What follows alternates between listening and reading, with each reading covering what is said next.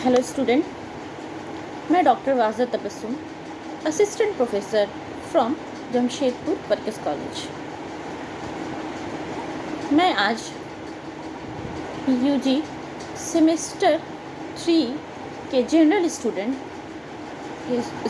को आज abnormal psychology पढ़ाने वाली हूँ। मैं आज आप लोगों को एबनॉर्मल असामान्य मनोविज्ञान के अर्थ के बारे में आज आप लोगों को बताऊंगी। तो चलिए हम देखते हैं कि एबनॉर्मल साइकोलॉजी किसे कहते हैं, असामान्य मनोविज्ञान या असामान्य व्यवहार किसे कहते हैं।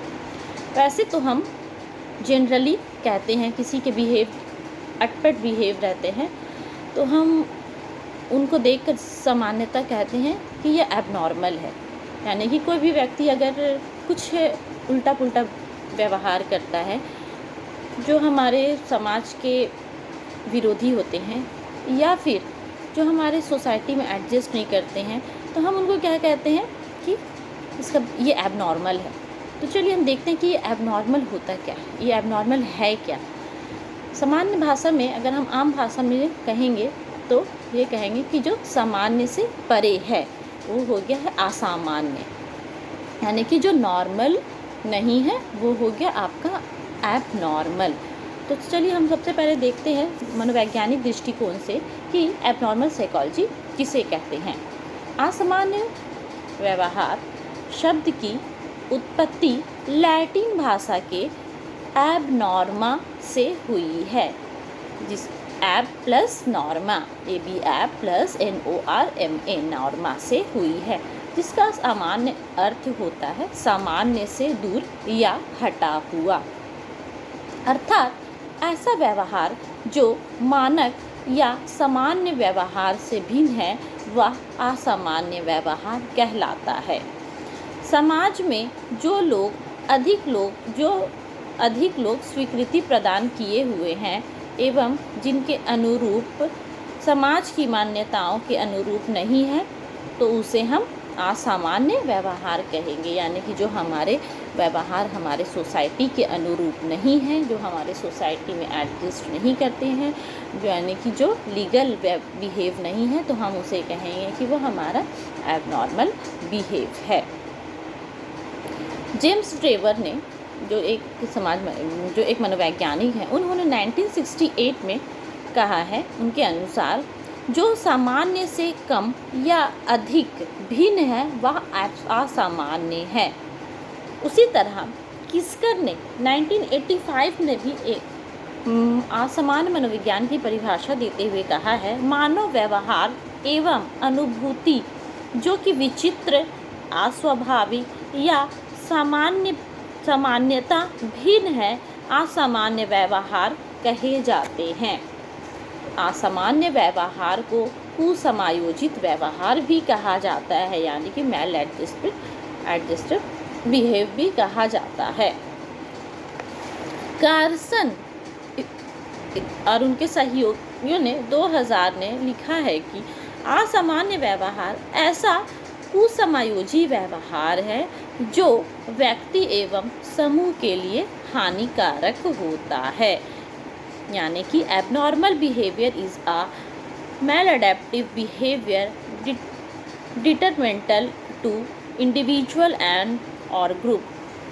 इस प्रसंग को यह पुनः उल्लेखनीय है कि किसी व्यवहार को असामान्य तभी माना जाएगा जबकि वह सामाजिक प्रत्याशाओं के अनुरूप ना हो या उससे विचलित हो। इसी प्रकार शेफ ने 1984 यानी कि 1984 में लिखा है कि कोई व्यवहार केवल तभी असामान्य कहा जाता है जब तक कि उसे समाज वैसा मानता हो। उपर्युक्त परिभाषाओं तथा व्याख्याओं से स्पष्ट है कि असामान्य व्यवहार एवं वह व्यवहार जो सामाजिक मान्यताओं प्रत्याशाओं के अनुरूप नहीं है। असामान्य व्यवहार का स्वरूप देश, काल एवं परिस्थिति के अनुसार परिवर्तनशील है, इसलिए कोई भी सर्वमान्य परिभाषा देना कठिन है। परंतु इतना तो तय है कि असामान्य व्यवहार को सामाजिक स्वीकृति प्राप्त नहीं होती है, वह कष्टदायक हो सकता है और इसका व्यक्ति के समायोजन पर प्रतिकूल प्रभाव पड़ता है। इसलिए इसे मैल एडेप्टिव बिहेवियर भी कहा जाता है। असमान मनोविज्ञान की कुछ विशेषताएं हैं जो मुख्यतः इस प्रकार हैं। असमान व्यवहार के स्वरूप के विवेचन से स्पष्ट है कि किसी एक कसौटी या मापदंड के आधार पर प्रत्येक प्रकार के असामान्य व्यवहार को स्पष्ट करना या चिन्हित करना उचित नहीं है। अतः इससे संबंधित कुछ प्रमुख विशेषताएं हैं जो मुख्यतः इस प्रकार हैं। नंबर 1 विशेषता है खराब समायोजन। असामान्य व्यवहार लोगों का जो समायोजन है वह खराब होता है, अर्थात वह हमारे समाज के साथ एडजस्ट नहीं कर पाते हैं, उनके माहौल में वो ढल नहीं पाते हैं, वो वहाँ समायोजन करने में असमर्थ रहते हैं। दूसरी विशेषता है कि मानसिक असंतुलन।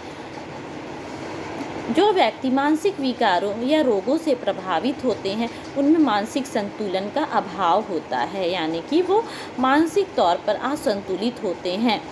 अभी वह पल भर में कुछ सोचते हैं तो पल भर में क्षण भर में कुछ और सोचने लगते हैं, यानी कि उनकी स्थिरता सही नहीं होती है, उनका मन अस्थिर होता है। तीसरा समाज विरोधी व्यवहार।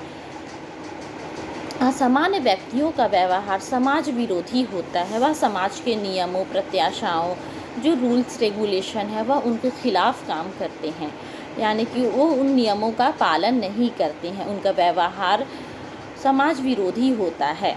चौथी जो है विशेषता है वह है असुरक्षा की भावना।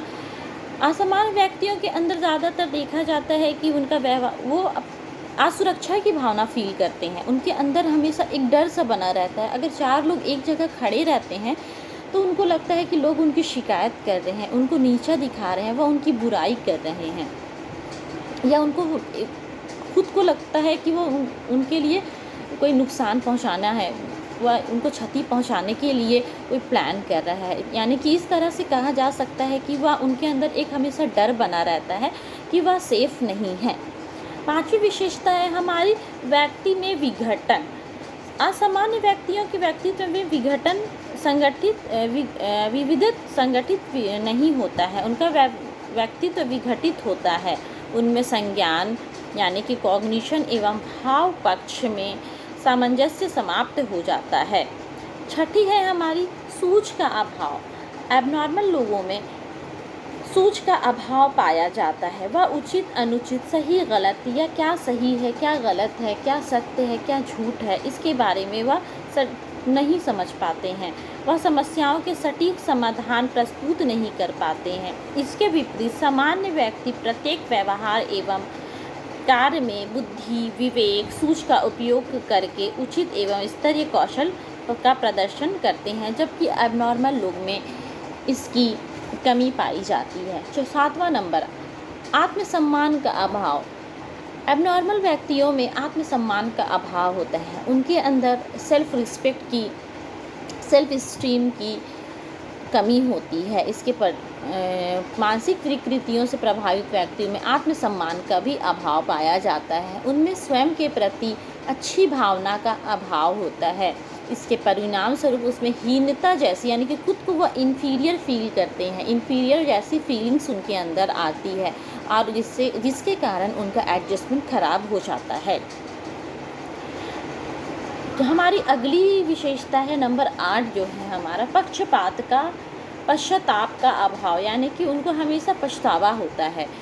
असामान्य व्यक्ति को अपनी गलतियों का अपेक्षित रूप से अनुभव नहीं हो पाता। इस कारण वे अपने द्वारा किए गए दुष्कृत्यों पर पछतावा भी नहीं करते हैं। वे यह मानने को तैयार नहीं होते हैं कि उन्होंने कोई गलती की है, जिसको हम सामान्य भाषा में कहें कि उनके अंदर हठधर्मी होती है, यानी कि वो कुछ गलत करने के बावजूद भी वह अपने आप को गलत साबित करने नहीं देते हैं, यानी कि वो हमेशा सोचते हैं कि वे कोई गलती ही नहीं किए हैं। 9वीं विशेषता है हमारी अवास्तविक उद्देश्य। असामान्य व्यक्तियों के जीवन के उद्देश्य वास्तविक से परे होते हैं। उसके लक्ष्य सामाजिक हितों को नुकसान भी पहुंचा सकते हैं।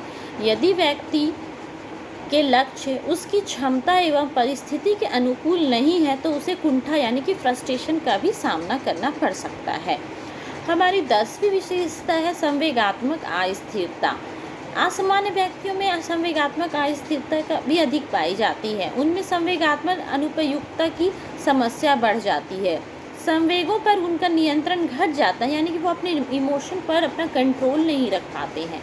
इसके परिणाम स्वरूप उनका संवेगात्मक समायोजन खराब हो जाता है। हमारी अगली विशेषता है, यानी कि हमारी 11वीं नंबर की विशेषता है आत्मज्ञान का अभाव, लैक ऑफ सेल्फ नॉलेज। असामान्य व्यक्तियों में स्वयं को उचित रूप से समझ सकने की क्षमता का अभाव उत्पन्न हो जाता है या यह योग्यता काफ़ी घट जाती है। 12वां नंबर है हमारा, जो 12वीं विशेषता है वह है पूर्वानुभव से लाभ उठाने की योग्यता का अभाव, यानी कि उनके अंदर पास्ट एक्सपीरियंस से जो बेनिफिट होता है उनसे वह लाभ नहीं उठा पाते, बेनिफिट से लाभ उठाने की कमी होती है। असामान्य व्यक्ति अपने पूर्व अनुभव से लाभ नहीं उठा पाते हैं, जिसका कारण है कि उनमें व्यवहारिक एवं वैचारिक अस्थिरता एवं असंतुलन पाया जाता है। इसके विपरीत सामान्य व्यक्ति अपने पूर्व अनुभवों के आधार पर आगे की योजनाएं बनाता है, गलतियों का निराकरण करता है और जीवन को सुखमय बनाता है। परंतु जो एबनॉर्मल लोग होते हैं वह उनके अंदर यह कमी पाई जाती है। उपयुक्त विवेचन से स्पष्ट है कि असामान्य व्यवहार के अनेक लक्षण होते हैं। इन्हें असामान्य व्यवहार के एलिमेंट्स भी कह सकते हैं, यानी कि तत्व भी कह सकते हैं। इसके आधार पर असामान्य और सामान्य के भी अंदर काफ़ी अंतर स्थापित की गई है, यानी कि दोनों के बीच में काफ़ी डिफरेंसेस भी हैं। इस तरह से हम कह सकते हैं कि असामान्य व्यवहार वाले व्यक्तियों का जीवन काफ़ी कष्टदायक होता है और वह उनका व्यवहार हमारे सोसाइटी के रूल्स रेगुलेशन के परे होता है, इसलिए हम उन्हें असामान्य बिहेवियर भी कहते हैं। इसके साथ ही हम अपना यह वीडियो यहीं समाप्त करते हैं। नेक्स्ट वीडियो में हम आपसे मिलते हैं। तब तक के लिए आप लोगों को नमस्कार।